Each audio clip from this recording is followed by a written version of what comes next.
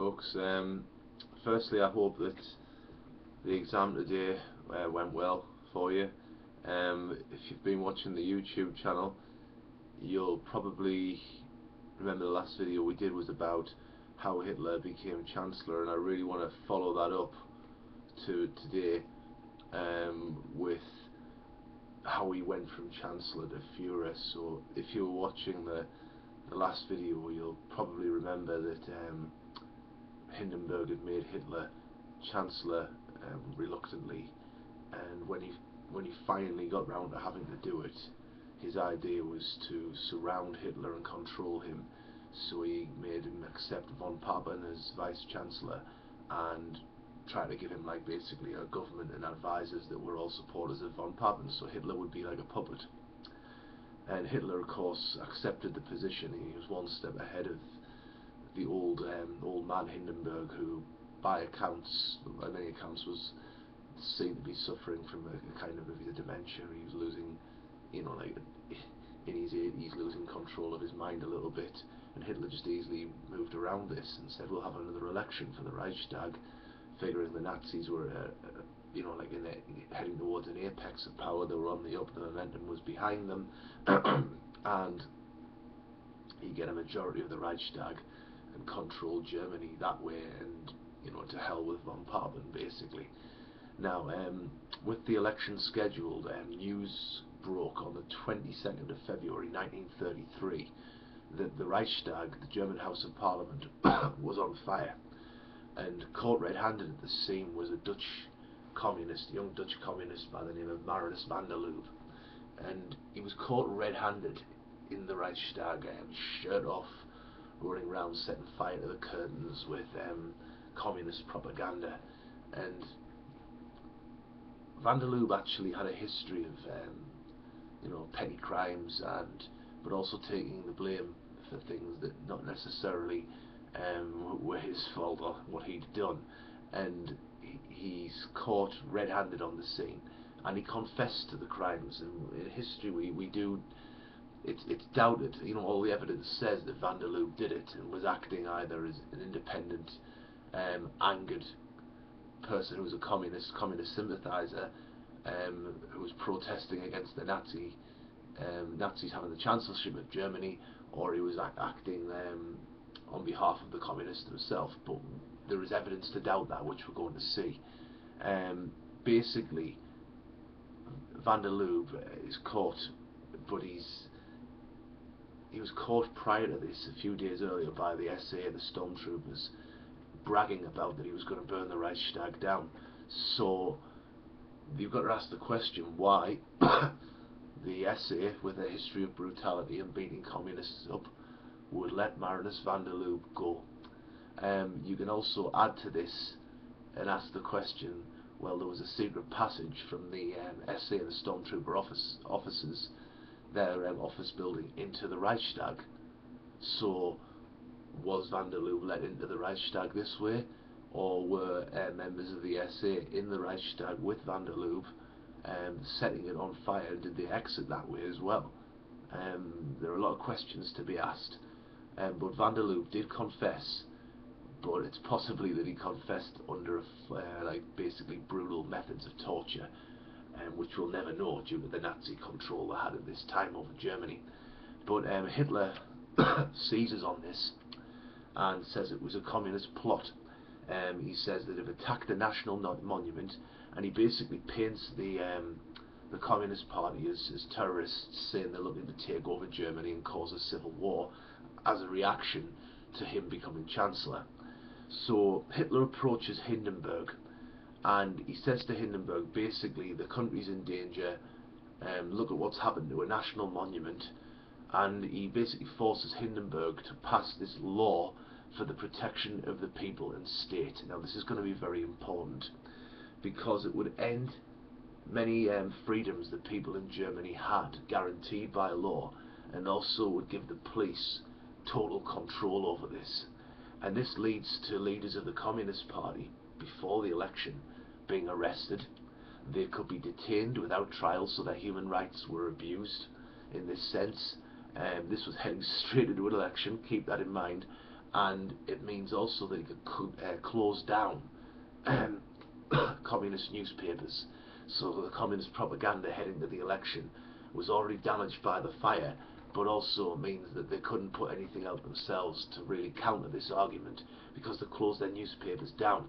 Meanwhile, the Nazi propaganda shows them as saviours sticking up for Germany, protecting against terrorism, more torchlit parades. So, you know, they do take advantage of this going into the election. Interestingly enough, years later, after World War II at the Nuremberg War Crimes trial, a former Nazi general called Halder, General Franz Halder, who had cause to dislike Hitler in the end because he sacked him, claimed that when he was still close to Hitler, at a birthday lunch for Hitler, Goering, who was one of the right-hand men for Hitler, basically like slapped his thigh and said, "Well, I know who set the Reichstag on fire, because it was me. I did it." So this could have been an elaborate plot by the Nazis to make the communists look bad, but at the same point in time, we can't trust this evidence, because Halder was there with, you know, like revenge on his mind for being sacked off by Hitler, and also trying to save his own bacon while making other Nazis look bad, so giving, favourable evidence. But the end result, and this is no surprise, the Nazis were in the ascendancy, was that the Nazis won this election. They got 288 seats, which was their highest ever total in the Reichstag, but they only had 44% of the seats. So that meant that Hitler did not control the Reichstag like he thought was going to happen. But what happened was, the much smaller group called the Nationalist Party, basically they had won 52 seats, I believe, and they joined their 52 seats over to the Nazis, and that swung the percentages, and the Nazis now had over 50% of the votes, 50% of the seats in the Reichstag. So they did have control when the Nationalist Party joined them. It was almost like a coalition, right? They joined the Nazis. Now this is absolutely massive that this happened, because Hitler decides he's going to pass this enabling law. Now the enabling law basically is like, it means whatever's happened with von Papen, really whoever, like any control that Hindenburg thought he would have over Hitler is going to go out the window quick. So basically what you see is, Hitler knows he's going to have to change the laws of the country to get this enabling law, which is going to hand him the power. He needs 66%, 2/3 backing in the Reichstag, which he didn't have. So he has to find a way to get it. Now remember, I said this law for the protection of the people and the state was going to become important, and it does. The communists won, despite everything that happened, 81 seats in the election. Hitler straight away bans them from the Reichstag. So their 81 votes, their 81 seats aren't going to matter anymore. So straight away it brings the percentages down into his favour. Now, the next biggest party after the Nazis were the Social Democrats, and they'd won 120 seats. And Hitler, remember, he's got the police power on his side here. Ever since this Reichstag fire, he's like the human rights have gone out the window in Germany. So he uses his stormtroopers, his SA, to threaten Social Democrats, to attack Social Democrats, all around this vote for the enabling law. So when it comes to time for the vote, basically a lot of them don't even bother to turn up, or when they do turn up, the ones that did turn up, you basically see they vote and support Hitler. And the end result was over 100 people who didn't turn up for the election. So over 100 members of the Reichstag didn't turn up to vote, and those who did turn up to vote, 94 people voted against the Enabling Act. 444 voted for it. So he's got over his 2/3 backing here. He's got his 66%, much more than that. So he's got the enabling law passed, and that means a lot of the powers that Hitler, would have not had, he did now have. So he could make treaties with foreign countries on his own authority. He didn't have to ask Hindenburg. He could just go ahead and do it. He didn't need presidential approval for really anything. Reichstag meetings, So in other words, Parliament meeting doesn't really happen anymore. And when it does, it's just to hear Hitler speak. That's it. Right? There is nothing really, it's serving no purpose anymore. Now, in November of 1933, there's another election scheduled. The only party who could stand was the Nazis. So you've got to ask yourself, well, how? Why? Well, the communists were already pretty much destroyed by this point. Hitler then turns round and starts, bans the Social Democrats. They aren't going to have a say. So that was really the second biggest party. So he bans them. And he just starts banning political parties. Any other party that isn't Nazi, he bans. He then brings in a law against the formation of new parties. So hypothetically, if you were the Social Democrats and went, oh, we're banned, we'll reform under the Democratic Socialist name, you can't, because no other political parties can now be formed.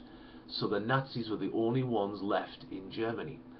And basically what he then does is he attacks the trade unions. Now a trade union, when you're at work, protects your rights, stands up for you, right?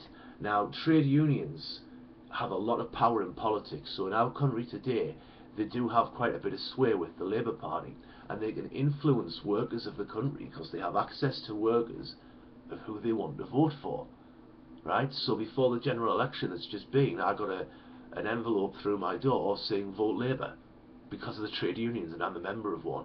So trade unions could have done this to Hitler back then, and basically what happens is he bans them because he realises they could turn the workers and their views and votes against him.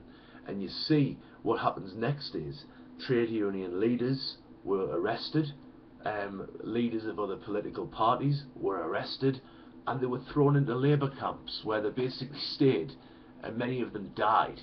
They weren't allowed back out again, right? So you've got here Hitler just increasing his control. Then what he does is this government, remember where he had von Papen and von Papen supporters surrounding him? Well, that's going to go as well, because he appoints Nazis into all key government positions. So he surrounds himself with a Nazi government. And it doesn't just happen in government, but local government as well. So I've said before, Germany was split off into states. All of those states would now be run by Nazis. Okay? If you were a government worker, so you're in the civil service, for example, you have to be a Nazi voter, a Nazi party member, or at least someone who's sympathetic to Nazi views. Also, if you're a judge in court and you're going to maybe hear political crimes or any trial at all, you had to be a Nazi. So, basically they could put people on trial and the judges were going to support Nazi views as well. So Hitler basically had control now of all political systems. Now this is a two-part video, so I'm going to do another one, which is part 2 obviously, and that's going to be about how he basically gets control of the armed forces and gets rid of internal threats. So thanks for watching.